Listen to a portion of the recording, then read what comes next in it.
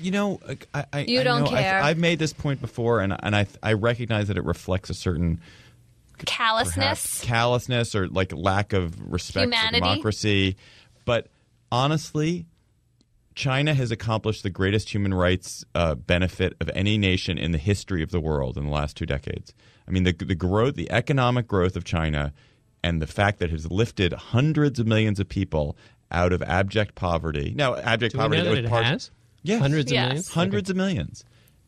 Is an incredible accomplishment, unparalleled in human history. Unparalleled.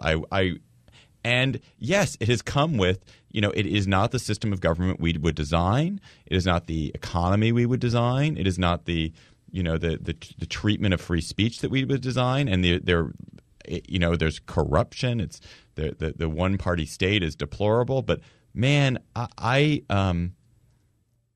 think there's way too little acknowledgement in America.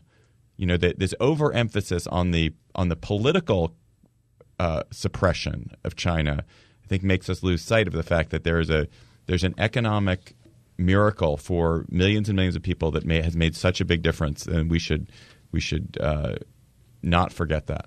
I agree with it. We shouldn't forget that, but I feel like what you're saying implicitly is that the human rights problems China still have take such a back seat that we should sort of shove them under the rug, that they're not really worth raising. And it also sounds to me like you're arguing that they need to be repressive in the way that they are, that is part of why they've been able to lift people out of poverty and accomplish that economic achievement. And I just don't think those things are necessarily tied together in that way. Right. And if the suppression of one although in this case it's not one class of people, but one group of people, we can't sign up for that just because they've done well in some other way. I mean, there's a whole bunch of it's not I guess my point is it's not a game of math. It's not like, well, this portion of the country's doing well, but these people are not doing well, but because it nets out to more people doing well than less, then we should.